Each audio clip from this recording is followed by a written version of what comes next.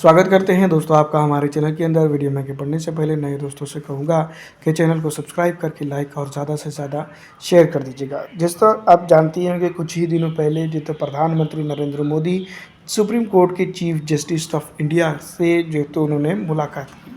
उसके बाद दोस्तों मैं आपको बता दूँ कि शिवसेना उद्धव ठाकरे गट के नेता दोस्तों मैं बता दूं कि एक तरह से देखा जाए तो हमलावर होते हुए नजर आए। प्रधानमंत्री नरेंद्र मोदी को लेकर आए दिन दोस्तों मैं बता दूं कि संजय राउत अपने बयानबाजी करते ही रहते हैं। इस बार दोस्तों हद तो ये हो गई कि प्रधानमंत्री का चीफ जस्टिस ऑफ इंडिया के घर जाने पर संजय राउत को एतराज़ हो गया। दोस्तों उन्होंने सीधी तौर पर यह कह दिया कि सारी एजेंसियां बीजेपी के कंट्रोल में हैं और संजय राउत जो तो मैं आपको बता दूं कि ये एक तरह से देखा जाए तो ये सुलझे हुए और बड़े नेताओं में इनका शुमार किया जाता है।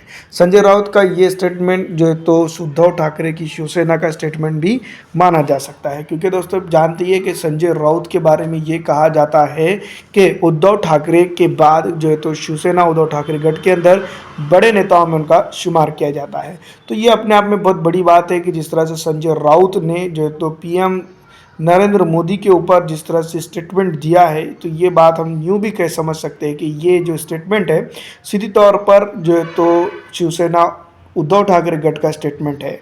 और महाराष्ट्र के अंदर जिस तरह से सियासी भूचाल ये स्टेटमेंट के बाद आया है, उसका श्रेय सीधी तौर पर अगर देखा जाए तो शिवसेना के उद्धव गठ के नेता के ऊपर जाता है और वो संजय राउत के ऊपर जाता है, क्योंकि प्रधानमंत्री नरेंद्र मोदी को ऑन रिकॉर्ड आकर इस तरह की बात कहना किसी के पास की बात नहीं है और जो तो संजय राउत ही इस तरह का स्टेटमेंट दे सकते हैं। प्रधानमंत्री का चीफ जस्टिस ऑफ इंडिया के घर जाना दिखाता है कि इस देश में सब मुमकिन है, सारी एजेंसियां बीजेपी के कंट्रोल में है।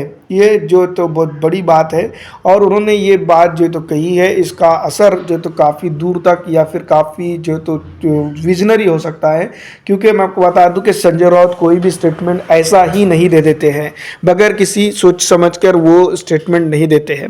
इनके बारे में ये बात जो है तो पूरे महाराष्ट्र के अंदर फेमस है। लेकिन जिस तरह से उन्होंने बात कही है, इसका असर जो है तो काफ़ी बड़ा पड़ सकता है। लेकिन फिलहाल दोस्तों मैं आपको बता दूं कि संजय राउत अपने स्टेटमेंट के ऊपर कायम है, ये सबसे बड़ी बात है।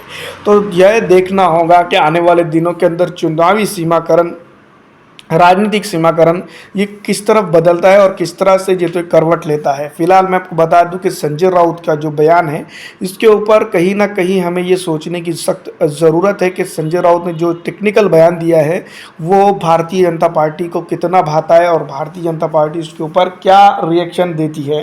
दोस्तों फिलहाल इस वीडियो में इतना ही। अगर आपको हमारी ये वीडियो अच्छी लगती है तो उसको लाइक ज़रूर कर दीजिएगा।